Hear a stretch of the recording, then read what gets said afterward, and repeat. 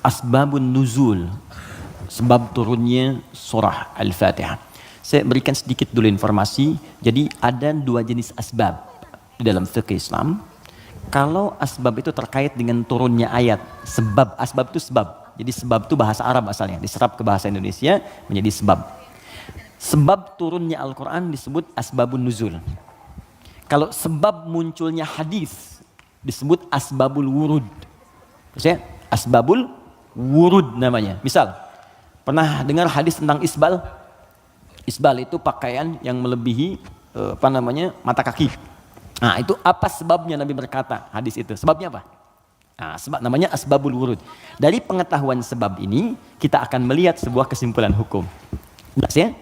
Baik, sekarang apa sebab turunnya Al-Fatihah? Penting diketahui tidak semua surah dan ayat dalam Al-Quran memiliki sebab asbabun nuzul, sebab turun. Bisa jadi itu sekedar perintah untuk ditunaikan secara langsung. Bisa jadi itu bacaan-bacaan praktek dalam ibadah ketika ibadahnya diperintahkan. Bisa jadi ada sebab turun ketika ada pertanyaan tertentu untuk menyelesaikan sebuah kasus. Al-Fatihah masuk pada bagian yang tidak ada asbabun nuzulnya, tapi menyertai perintah ketika diturunkan. Apa perintahnya? Salat. Diperintah salat ketika diturunkan.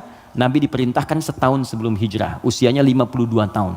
Jadi usia 53 tahun beliau hijrah kemudian ke kota Yathrib yang kelak menjadi Al-Madinah Al-Munawwarah. 13 tahun berdakwah di kota Mekah, setelah usia 40 tahun diangkat menjadi Rasul, turunnya surah Al-Alaq.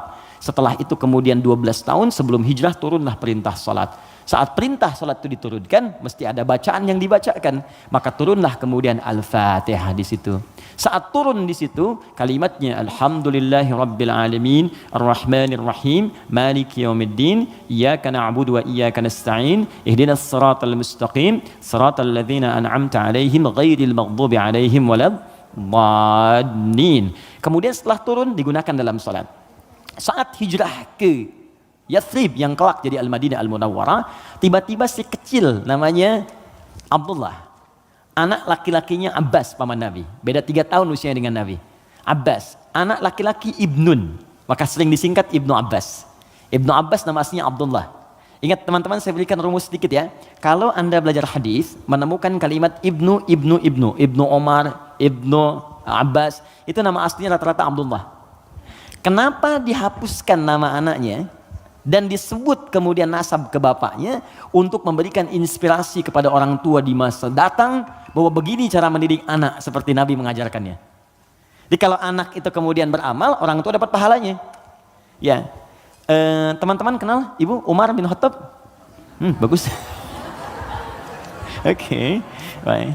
Belum ditulis sudah kelihatan kenal Umar bin Khattab, luar biasa. Hari ini spesial. Gak apa-apa mas, saya selesaikan. Datang sendiri, ngajar sendiri, nulis sendiri, ngapus sendiri. Jamaah tinggal nanya, lihat masuk surga, enak banget. Masya Allah, surga Firdaus lagi. Udah nggak apa, udah selesai. Ya. Mudah-mudahan antum ke surga juga. Insya Allah. Bercanda ya, mudah-mudahan nyata. Oke, fokus. Di sini. Fokus baik-baik. Yuk. Tadi kita katakan Abdullah misalnya, Ibnun. Ibnun itu anak laki-laki, nggak pakai kepala, gini, Ibnun. Disingkat jadi bin. Bin itu anak laki-laki. Ya. Dibuang ininya jadi bin, dipindahkan harakatnya ke sini. Jadi asalnya begini, Ibnun. Kasrah itu sesuatu yang pecah, kecil. Bunyinya lembut, gitu. Ya, makanya perempuan seringkali menggunakan kasrah. Anta, tapi perempuan anti. Ka, perempuan ki. Jazakallah khair. Semoga Allah berikan kepada Anda pahala. Ka itu untuk laki-laki. Jazakillah khair itu untuk perempuan. Awas ya, akhwat, penting itu diketahui. Karena saya pernah mengajar pakai batik, pakai peci. Setelah selesai, Ustaz terima kasih memberikan pengajaran. Jazakillah khair, gitu ya. Saya masih pakai peci itu. Ya nggak apa-apa lah gitu. Oke, nah ibnatun perempuan, ibnatun anak perempuan. Ini boleh kita hapuskan. Kalau kita hapus ini, yang depan ini, begini, ini dihapus, maka harokat ini pindah ke setelahnya, geser. Ini ke sini jadi bi, ini ke sini jadi en, bin. Yes? Ini kita hapus, pindah harakat i ke sini di bi, ini ke sini geser. Bint. Ini bint, maka ini terbuka jadi binti. Ingat? Aisyah binti Abu Bakar. Binti itu maksudnya anak perempuan. Makanya ada Isa bin Maryam. Loh kok bin Maryam? Betul, Isa anak laki-lakinya Maryam karena Maryam nggak punya anak perempuan. Jelas ya? Nah, di ilmu hadis kalau ada ayah bisa mendidik anak dengan baik, maka nanti sebagai penghargaan bagi orang tuanya, nama anaknya akan dihilangkan, tidak disebutkan, cukup binnya saja nama ayah disebutkan. Umar punya anak namanya Abdullah. Ketika Umar didik dengan baik, saya ini kan pejuang, saya ini bersama Nabi, saya harus punya anak yang jadi ahli fikih supaya meneruskan perjuangan saya. Bapaknya cukupkan di mana-mana Nabi, anaknya nanti meneruskan ilmunya Nabi. Maka didik oleh Umar. Kalau Anda ke Madinah, ini Raudhah, ini masjid yang pertama awal-awal, sekarang karpetnya hijau semua. Kemudian di sini pintu Babus Salam, di sini makam Nabi, di sini mimbar. Ini pintu Baqi, di sini bab Jibril, pintu 46, bab Jibril. Nah, di sini ke Awali, di sini ada Baqi, di sini rumah istri-istrinya Nabi semua. Di depan pintu Jibril, bab Jibril. Ya, jadi kalau ada Sayyidah Aisyah, kemudian Sayyidah Zainab binti Jahsy, Saudah binti Zam'ah, semua istri Nabi tinggalnya di sini, depan ini persis. Kemudian di sini, ini ada Abu Ayyub Al-Ansari, Umar bikin rumah di sini.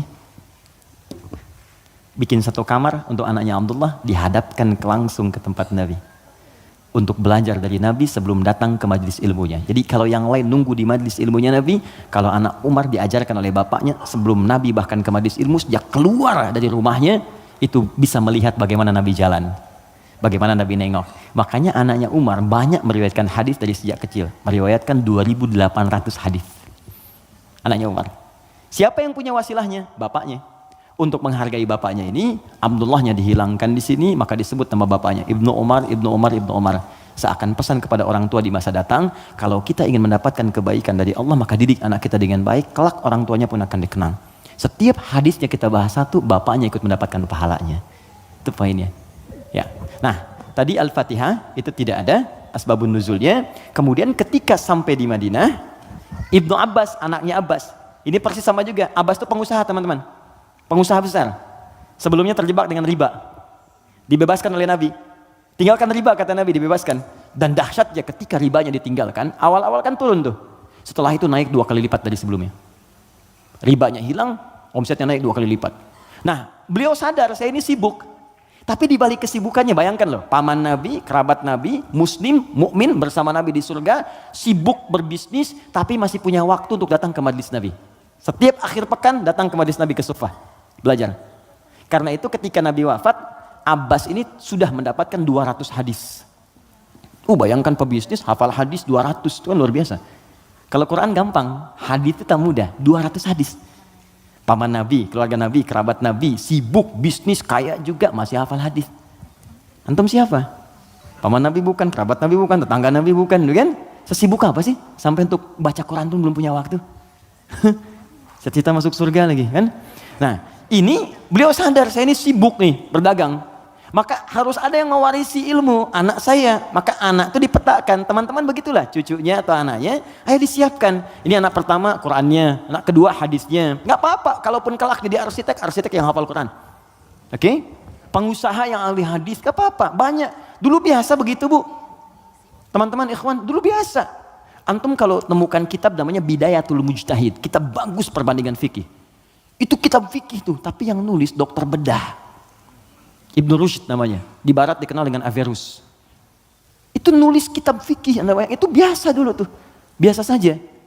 Nah, Abbas ini menginvestasikan anaknya, namanya Abdullah juga, untuk belajar ke majlis Nabi. Jadi setiap bapaknya berangkat titipin. Ketika Nabi wafat, anak ini usia masih 13 tahun. Bapaknya hafal 200 hadis, anaknya hafal 2000 hadis. Dan kalau anak dititipkan di tempat tertentu, maka habit itu akan membentuk dia untuk berperilaku. Tontonan yang dilihat, itu jadi karakternya. Kalau dia yang diperlihatkan yang baik-baik, yang keluar baik. Diajarkan kata-kata baik, yang keluar baik. Sekarang ada pendekatan bagus, ini share sebentar. Jadi pendekatan Al-Quran sekarang namanya. Ya, saya juga share dengan teman-teman, termasuk di keluarga kami terapkan.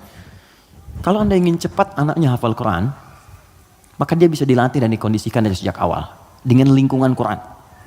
Misal, lahir dari 0 bulan ketika lahir, itu Anda kondisikan misalnya speaker aktif di rumah, ya, dalam setiap 1 bulan dia dengar 1 juz.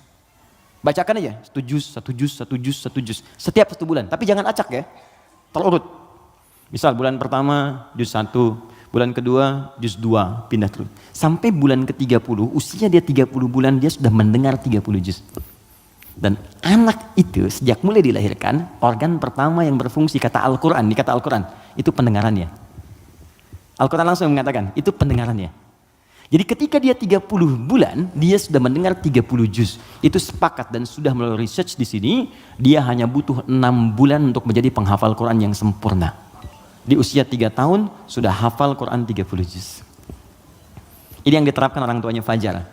Beliau pengen bacakan sendiri, begitu dikasih ASI, bacain 1 juz, 1 juz, 1 juz. Begitu usia 3 tahun, kalimat pertama yang keluar di lisannya adalah ayat-ayat Quran. Dipanggil Ustadz mengecek, ternyata Allahu Akbar, 4 tahun sudah 30 juz. Terakhir kami ketemu sedang menghafal tafsir. Dan divonis lumpuh otak. Anda bayangkan, lumpuh otak hafal Quran 30 juz. Dan di mana Anda pada saat ini? Ya, kembali ke sini. Dia bertanya, Mas Primus, apa pertanyaannya? Ya Rasulullah, karena dia terbiasa dengan taklim, jadi dunianya masuk. Ya Rasulullah, kenapa Allah nggak turunkan 1 ayat yang bisa membatasi antara surah 1 dengan surah yang lainnya?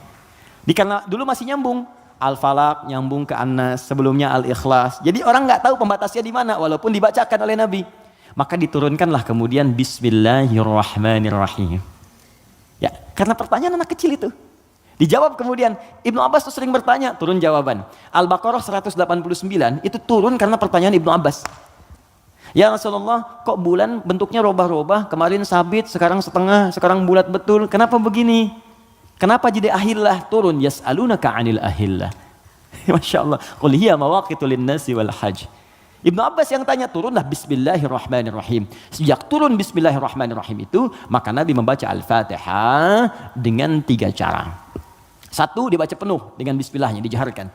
Bismillahirrahmanirrahim. Alhamdulillahi rabbil alamin. Ar-Rahmanirrahim. Baca.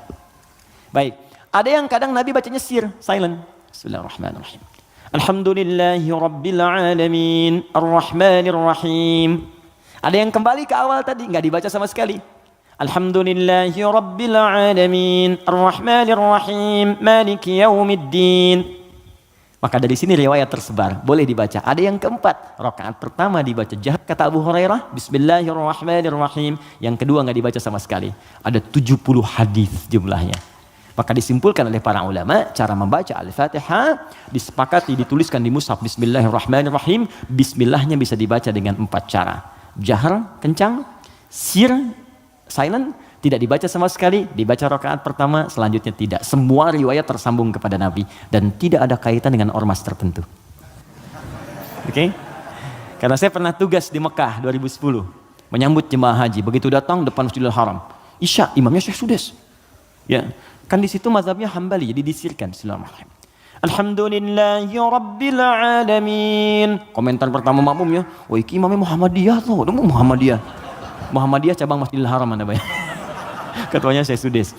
Jadi nggak ada hubungan baik NU, Muhammadiyah atau yang kita berkomunikasi baik ya, kemudian saling bangun hubungan baik, tapi paham ilmunya. Jadi kesimpulannya tidak ada asbabun nuzul untuk Al-Fatihah, tapi hanya terkait untuk kebutuhan dalam menunaikan ibadah. Tapi kemuliaan fadilahnya diungkapkan kemudian oleh Nabi, dipraktikkan dalam kehidupan dan dirangkum oleh para ulama dalam kitab tafsir.